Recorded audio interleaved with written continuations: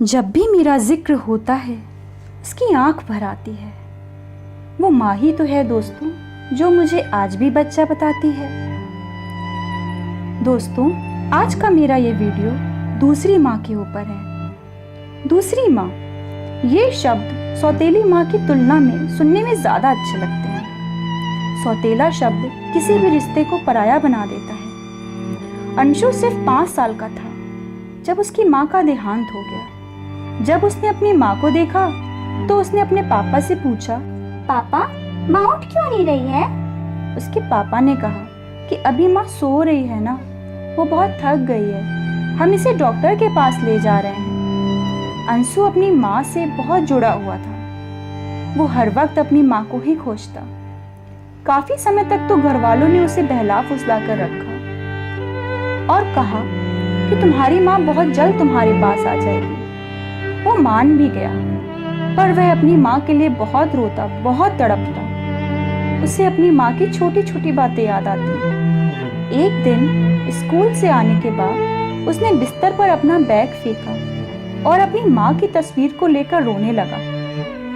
उसने आंखों में आंसू लेकर शिकायती स्वर में कहा, माँ, जल्दी से अपनी नींद पूरी करके मेरे पास आ जाओ, फिर तुम मेरे साथ मेरे स्कूल चलना और मेरे टीचर से बात करना।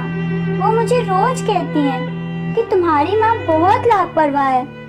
वो तुम्हें अच्छे से तैयार करके नहीं भेजती, ना ही तुम्हारा होमवर्क करवाती है। मेरे दोस्त भी मुझको बहुत चिढ़ाते हैं। उसकी यह हालत देखकर परिवार वालों ने उसके पिता को समझाया कि वो दूसरी शादी कर ले। अंशु के पिता से भी अंशु का अकेलापन देखा नहीं गया और उसके पिता दूसरी शादी करने को राजी हो गए। जब नई माँ घर में आई तो अंशु बहुत खुश था। वह उसे बिल्कुल अपनी सगी माँ की तरह ही प्यार करता था, पर ना जाने क्यों उसकी माँ उसे स्वीकार कर ही नहीं पा रही थी। अंशु हर वक्त उसकी आंखों में खटकता रहता। वो उसे तंग करने का और उसे दुखी करने का एक भी मौका नहीं छोड़ती थी। ऐसे ही दिन बीतते चले गए। अंशु का बचपन कहीं खोता सा चला गया। हंसता खेलता अंशु एकदम खामोश सा रहने लगा। एक दिन अंशु के पापा ने अपने बेटे को अपने पास बुलाकर पूछा, बेटा, तेरी नई माँ और पुरानी माँ में क्या फर्क लगता है तुझे? अंशु बहुत ही धीमी आवाज में बोला, पापा, मेरी पुरानी माँ झूठी थी और नई माँ सच बोलती है। अंशु का जवाब सुनकर उसके पापा को बहुत आश्चर्य हुआ और उन्होंने कहा, ये तुम क्या बोल रहे हो बेटा? जिसने तुम्हें पाल पोस कर इतना बड़ा किया, वो माँ आज तुम्हें झूठी लगती है और यह दूसरी माँ तुम्हें सच्ची लगती है, ऐसा क्यों? अंशु बोला, मेरी पुरानी माँ हमेशा कहती थी कि अगर तू मुझे परेशान करेगा तो मैं तुझे खाना नहीं दूंगी। मैं फिर भी बहुत बदमाशी करता, इसके बावजूद भी वह मुझे पूरे घर से ढूंढ कर लाती और मुझे अपने हाथों से खाना खिलाती थी। जबकि मेरी नई माँ भी यही कहती है कि अगर तू बहुत बदमाशी करेगा तो मैं तुम्हें खाना नहीं दूंगी। और सच में मैं 3 दिन से भूखा हूँ।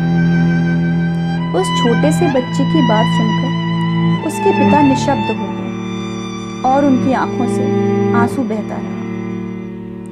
दोस्तों, माँ शब्द का क्या अर्थ है? सच कहूं तो पता नहीं, पर एक पल के लिए सोचूं तो हजारों अर्थ निकल जाते हैं। माँ से छोटा कोई शब्द नहीं होता और माँ से बड़ा कोई अर्थ नहीं होता। इस अर्थहीन दुनिया में अगर आपको कोई अर्थ मिलता है तो वह माँ से मिलता है।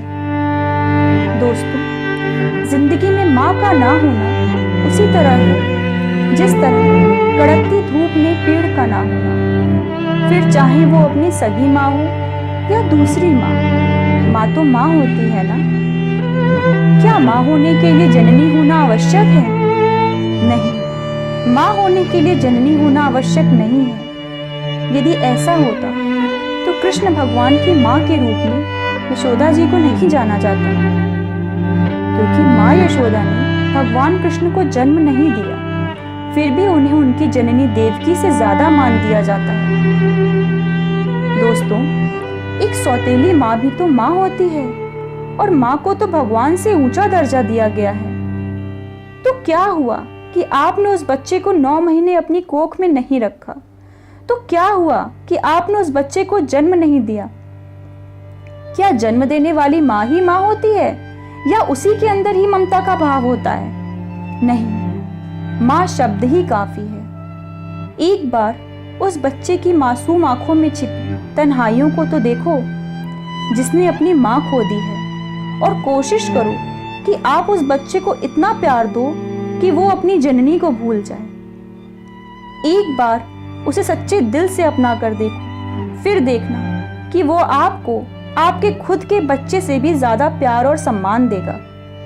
एक चीज हमेशा याद रखिए, सबसे अनोखा किरदार उस माँ का है जो दूसरे के बच्चे को अपना बनाती है। अगर आपको मेरा ये वीडियो अच्छा लगा हो तो प्लीज़ मेरे चैनल को सब्सक्राइब करना ना भूलें। Thank you.